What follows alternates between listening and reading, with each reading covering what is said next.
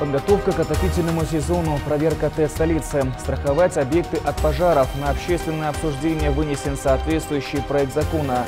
19 тысяч нарушений безопасности дорожного движения зафиксировано в ходе рейда по дорогам столицы и Чуйской области. Об этом и не только смотрите прямо сейчас. В студии работает Нурсултан Джертукбеков. Здравствуйте. И начинаем с печальной новости. На 60-м году жизни скончался министр культуры, информации и туризма Султан Джумагулов. Ранее сообщалось, что он серьезно болен. Напомним, Минкультуры Султан Джумагулов возглавил чуть менее года назад, 1 ноября 2017 года, парламент единогласно одобрил его кандидатуру на этот пост. Перед этим он занимал пост советника руководителя аппарата главы государства. Султан Джумагулов родился в 1959 году в Атбашинском районе Нарынской области. Окончил факультет журналистики Кыргызского государственного университета. Трудовой путь он начал в советское время с издания «Ленинчель Джаш», «Иркинто», затем работал в газете «Асава». Позже работал корреспондентом BBC, руководил Бишкекским бюро радио «Азаттык», телеканалами ЛТР и КТРК. Был известен как писатель, медиаэксперт и публицист. Прощание с Султаном Джумагуловым состоится 10 октября в 10:00 возле Кыргызского театра драмы. Устат болгондо бир гана буйрук берип тигини кыл, муну кыл делген эмес. Султан Агай был для меня настоящим учителем, причем он учил нас не только давая поручения, как отец наставлял. Он учил не только азам журналистики, но и человеческим, простым вещам. Это был необыкновенно профессиональный, принципиальный журналист. У него много последователей, многие у него учились.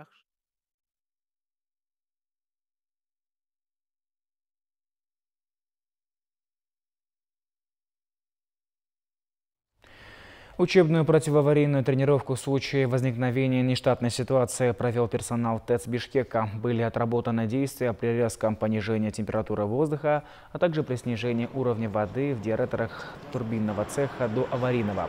В учениях принял участие первый вице-премьер-министр Кулатбек Буронов. Он сказал, что авария на ТЭЦ прошлой зимой усугубилась из-за человеческого фактора. Мы не должны допустить такого в предстоящий отопительный сезон. Здесь же Буронов ознакомился с работой реконструированного оборудования химического цеха, ремонтом котельного и турбинного цехов, ограждающих конструкций и кровли.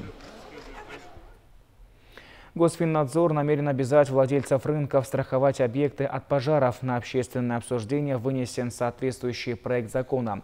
Документ разработан в целях защиты прав потерпевших на возмещение вреда, причиненного их жизни, здоровью или имуществу в результате пожаров, произошедших на территории торговых объектов, и усиления ответственности владельцев торговых объектов. По данным МЧС, с 2013 по 2017 годы на территории торгово-рыночных комплексов произошло 138 пожаров, пострадало 16 человек, материальный ущерб составил 929 миллионов сомов. Сотрудники ГОБДД МВД, а также его подразделения с 28 сентября по 4 октября выявили более 19 тысяч нарушений в области безопасности дорожного движения.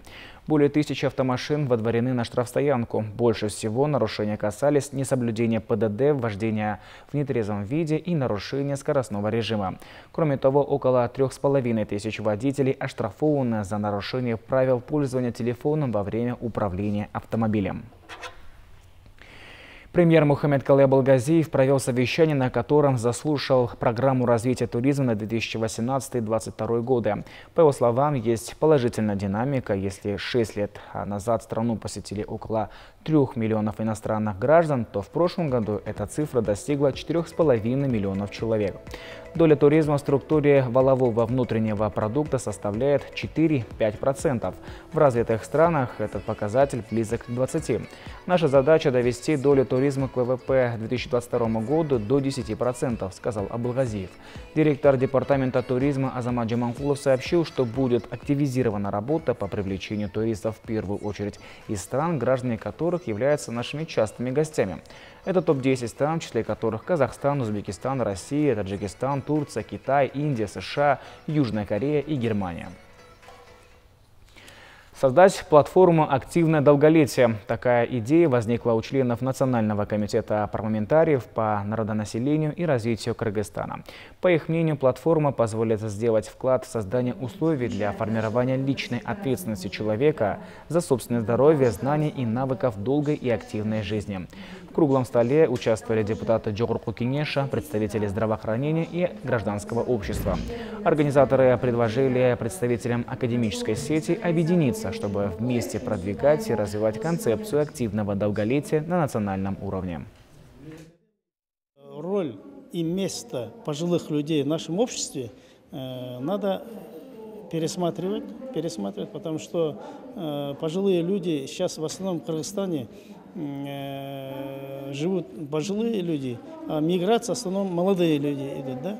Ну, поэтому в основном госслужащие или другие местах государственных учреждений в основном работают пожилые люди, да?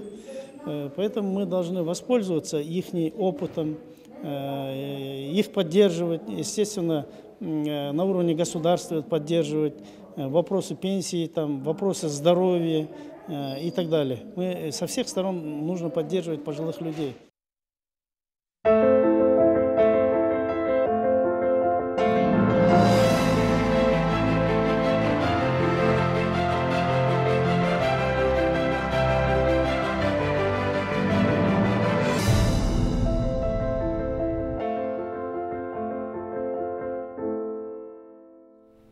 В Чулпан-Ате завершился третий международный сыкульский форум «Чингиз Айтматов и вызовы современности». По итогам трехдневных обсуждений его участники приняли совместное обращение к мировому сообществу. Главам государств, деятелям культуры и искусства. Напомним, форум стартовал 5 октября в госрезиденции Аларча в Бишкеке с участием президента Сооронбая Джеймбекова. А 6-7 октября дискуссии были продолжены на побережье Иссыкуля. Подробнее Нургуль Саматова. Третий Айтматовский форум собрал около 130 участников, среди них писатели, политики, исследователи и деятели искусства, прибывшие из 23 стран мира. В течение нескольких дней они говорили о творчестве Айтматова, о том, как его идеи помогут в преодолении современных вызовов, таких как разрушение экологии, межэтнические и межрелигиозные столкновения, нетерпимость и других. Почти все участники говорили о феномене манкуртизма, который, по их мнению, становится глобальной проблемой. По итогам дискуссии было принято обращение к мировому сообществу. Документ будет опубликован позже с учетом некоторых дополнений. Форум лишний раз еще раз доказал, что идея Айтматова будет жить, и она будет актуальным на все времена. Потому что Айтматов остается как личность глобального масштаба, и он был и будет носителем идеи о человеке. Для Айтматова, как писателя, была миссия, значит, сохранить человека, человечность. Для гостей была предусмотрена культурная программа. В первый день участникам показали спектакли по произведениям Айтматова, а в последний день организовали прогулку на теплоходе. Проблема человечества, да? То, что вот как Чингиз Айтматов, как он хотел, да, чтобы все люди мира собрались и обсуждали проблемы экологии. Мы должны сохранять свои леса, мы должны сохранять воду. Культуролог Константин Дорошенко на Иссыкуле уже второй раз. Он называет озеро чудом природы, обладающим разумом. Дорошенко уверен, что оно в том числе оказало влияние на творчество Айтматова. Безусловно, заслуга его, это его талант, это его работоспособность, но нельзя отрицать, конечно, и влияние природы Кыргызстана. Потому что эти горы, это озеро, в них заложена мудрость, в них заложена какая-то глубина и определенный ритм жизни. Определенный ритм. Вот, киргизы все неторопливы, они не суетливы, они не спешат, в отличие от других народов Азии, в том числе и Европы. И, конечно, это влияние природы. Когда вы видите такие вершины вокруг себя, вы невольно более мудро и спокойно начинаете смотреть на жизнь.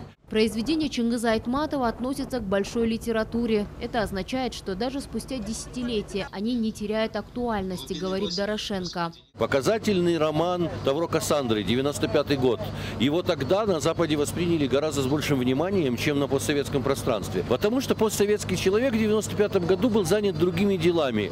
Он учился бизнесу, он строил капитализм, он строил национальную государственность. Ему было не до глобальных идей. А в то время Айтматов говорит о том, что одна из самых больших опасностей мира – это политики-популисты. Что мы видим сейчас? Уже, наверное, лет 5 вся Европа, весь мир говорит о том, что очень большая опасность – это политики-популисты, приходящие к власти. Весь мир переживает кризис демократии в связи с этим, потому что таким образом политики-популисты фактически захватывают власть, они лишают людей воли. Но Айтматов пишет об этом в 95 году, когда, казалось бы, победила всемирная демократия, победили либеральные ценности, все праздновали идею того, что будет дальше только прогресс. Каждый, кто был на теплоходе, не мог не задуматься о красоте озера Иссык-Куль, о его влиянии на творчество Айтматова и о том, как хрупка природа в нынешней современности. После прогулки на теплоходе один из участников форума, экс-президент Монголии, общественный деятель Намбарын Энхбаяр, вместе с другими аксакалами совершил обряд на берегу Иссык-Куля. Энхбаяр привез воду из озера Хяргас, которое находится на северо-западе Монголии. В средние века там жили кыргызские племена, потому озеро носит название Хяргас. Экс-глава Монголии вылил воду в озеро Иссык-Куль. Я надеялся, что вода озера Хяргас сохраняет память о предках кыргызов, которые там жили. Там рожали детей, выходили замуж, любили друг друга. Влил в священные воды озера Иссык-Куль. Мне думается, что озеро Иссык-Куль, вода тоже сохраняет память о кыргызах, которые здесь живут. Я хочу, чтобы эти озера породнились, озера обменялись своей памятью. И чтобы этот союз помог нам помнить о своем прошлом и думать о своем будущем. Таким образом, третий международный Иссык-Кульский форум завершил свою работу. Участники встречи отметили важность проведения форума раз в 2-3 года. Нургуль Саматова, Бакыт Шаимбетов, Эсентур Абыкеев, Общественный первый канал, Иссык-Кульская область. И к другим темам. В Чуйской области идет сбор урожая сахарной свеклы. Например, в Манасском районе намерены собрать более 75 тысяч тонн этой культуры. Наш обозреватель Усен Кульбаев о трудностях и успехах сельских товаропроизводителей. Фермеры Московского района с 1 октября начали массовую уборку сахарной свеклы. За 2 дня местный приемный пункт сдали уже более 4000 тонн сладких корней. Глава крестьянского хозяйства Алтынбек в этом году уверенно говорит о перспективах своей работы. По договоренности он приобрел в лизинг свеклоуборочную технику, поэтому увеличил и посевные площади. Это единственная продукция у нас в Кыргызской республике, которую можно реализовать. То есть у нас одна проблема вырастить хорошую продукцию, вторая проблема у нас встает ее реализовать. На приемном пункте организовано горячее питание. По словам дунганских женщин, это удобно для здешних фермеров. Мы открылись с того дня, когда начали завозить свеклу сахарную. Работаем с 6 утра до 11 вечера. Люди заходят, средние заходят. Почти все шофера заходят покушать. В Московском районе пытаются расширить посевные площади под выгодные культуры. Тысячи местных жителей в сезон заняты работой. Кроме того, местный инвестиционный проект по переработке бобовых культур уже обеспечил сотни людей работой. Общая площадь составляет 1390 гектаров. Из них на сегодняшний день уборка где-то составляет 20%. И у нас есть в Московском районе специальный пункт для приема сырья. По данным этого пункта в день свеклу сдают в порядке 2200 тонн. Таким образом, несмотря на спад цен на стратегическое сырье, фермеры Сары-Өзена пытаются поправить свое экономическое положение. Усен Кульбаев, Нуркамиль Асанов, Общественный первый канал, Чуйская область. На прошедшей в грузинском Батуми 43-й шахматной олимпиаде женская сборная Кыргызстана завоевала малое золото. Турнир проходил с 24 сентября по 5 октября. В Олимпиаде 2018 приняли участие сборные 149 государств. Команда Кыргызстана в 11 играх набрала 13 очков, 6 побед, 4 поражения и 1 ничья. Этот результат позволил ей занять первое место в группе С. В общекомандном рейтинге кыргызские шахматистки заняли 48 место. И к этому часу у нас пока все. Оставайтесь на Общественном Первом.